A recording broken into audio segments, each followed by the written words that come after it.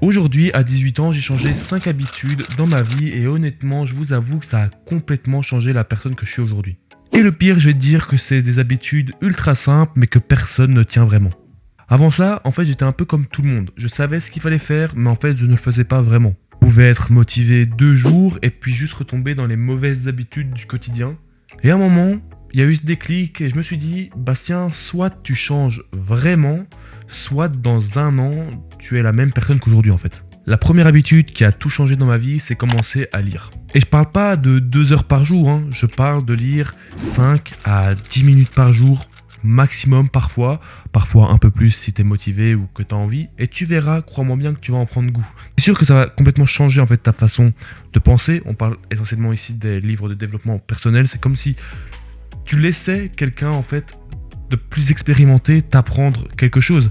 Après, je parle évidemment des livres comme Le pouvoir du moment présent ou plein de livres que vous pouvez connaître, mais on parle aussi bien évidemment de livres de récits policiers, de drames, d'histoires plus joyeuses, d'amour, etc. Voilà, je parle de la lecture en général. Moi par exemple, là je suis actuellement en train de lire La Voix, et franchement c'est un super livre, c'est grâce à ce livre aussi et à ma cousine.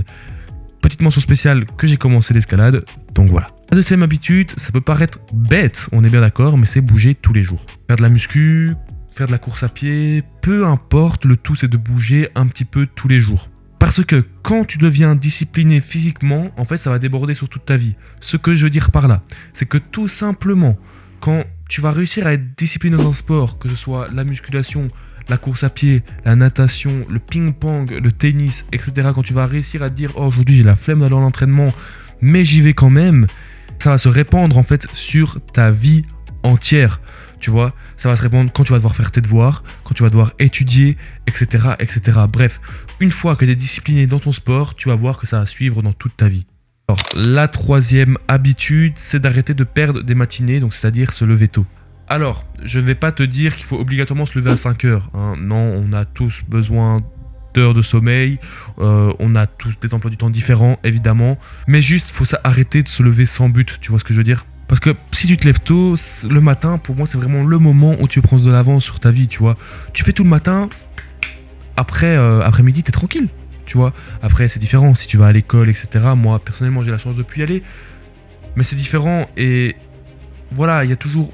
Le matin, c'est toujours de toute façon le moment où tu es le plus productif en général. Donc je pense que c'est important de se lever tôt, comme dit, pas à 5 heures spécialement. Par exemple, avant 8 heures, tu vois, je dirais. Et oui, et c'est à ce moment-là que tu peux faire plein de choses, comme j'ai dit, où tu peux vraiment avancer sur ta vie. Et je pense que vraiment le matin, ce n'est pas le moment où tu dois perdre ton temps, tu vois. Bref, en gros, c'est vraiment le meilleur moment de la journée. Alors, quatrième habitude, et là franchement, honnêtement, je vais être honnête avec vous, je pense que c'est la plus dure à mettre en place, c'est de réduire tout simplement les écrans. En tout cas, le téléphone. Parce qu'en fait, tu vas te rendre compte à quel point ça te prend ton temps et ton énergie, ça te vole ton temps et ton énergie, c'est un truc de dingue, on se rend pas compte. Parfois, moi je suis là, je prends mon téléphone et sans m'en rendre compte, je vais sur Insta. Je scroll sans m'arrêter parce que je ne m'en rends même pas compte. Donc ça te vole un temps précieux, parfois même 10 minutes peuvent être précieuses dans une journée qui ne fait que 24 heures, parfois que j'ai tendance à dire qu'elles ne sont pas assez longues ces journées. Donc voilà, perdre son temps et son énergie à scroller comme ça, c'est vraiment inutile. Et c'est une habitude qu'il faut réussir à enlever de sa vie. Alors je ne dis pas qu'il faut avoir que 1 heure de téléphone par jour, même moi aujourd'hui je ne scrolle plus, du moins un minimum, mais mettre des choses en place. Moi par exemple, les applications que j'utilise le moins, comme TikTok, Facebook ou des trucs comme ça, je les bloque. Et Instagram, vu que je l'utilise beaucoup pour vous communiquer des choses, etc. D'ailleurs, n'hésitez pas à aller me suivre sur Instagram, ça fait toujours bien plaisir. Je mets que 5 minutes par heure.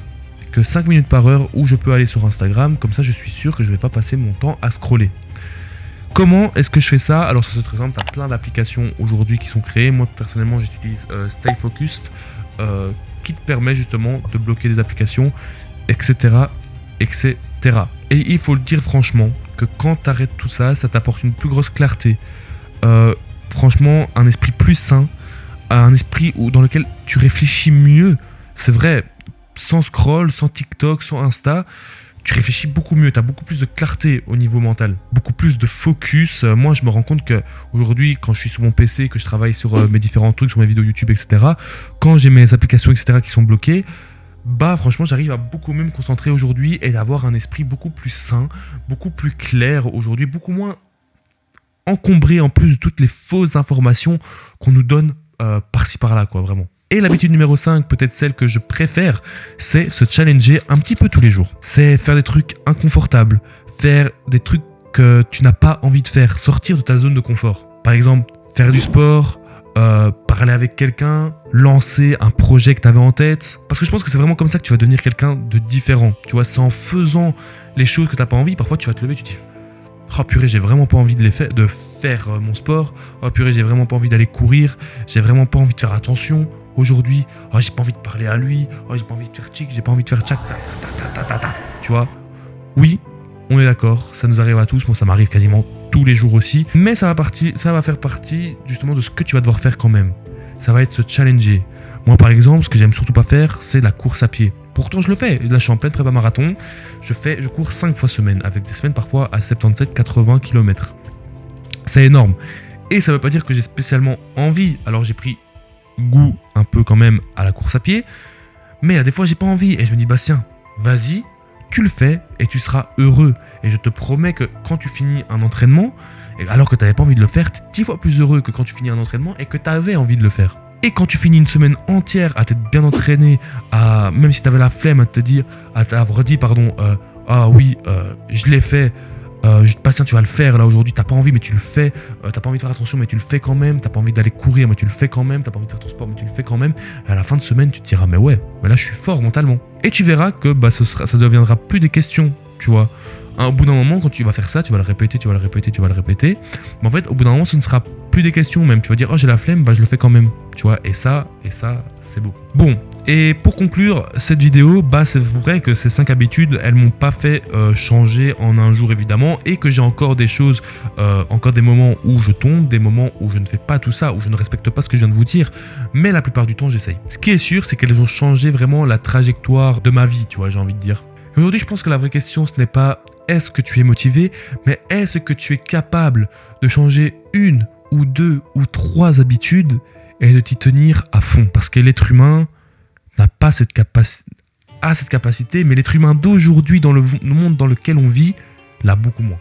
Donc voilà, en tout cas, si tu as aimé cette vidéo, j'espère que c'est le cas, bien sûr. N'hésite pas à t'abonner, à lâcher un petit pouce bleu, bien évidemment, ça fait toujours plaisir. On rush les 200 abonnés d'ici cet été. Donc voilà, merci à tous d'avoir suivi. Si vous avez appris quelque chose, si ça vous a donné envie d'essayer certaines de ces habitudes, ou bien juste de mettre vos propres habitudes en place, allez-y, c'est le moment de le faire. En plus, il recommence à faire beau, donc je pense que c'est le meilleur moment pour faire tout ça. Et moi, je vous dis à la prochaine pour de prochaines vidéos comme celle-ci ou encore de plus gros projets. Allez, ciao tout le monde.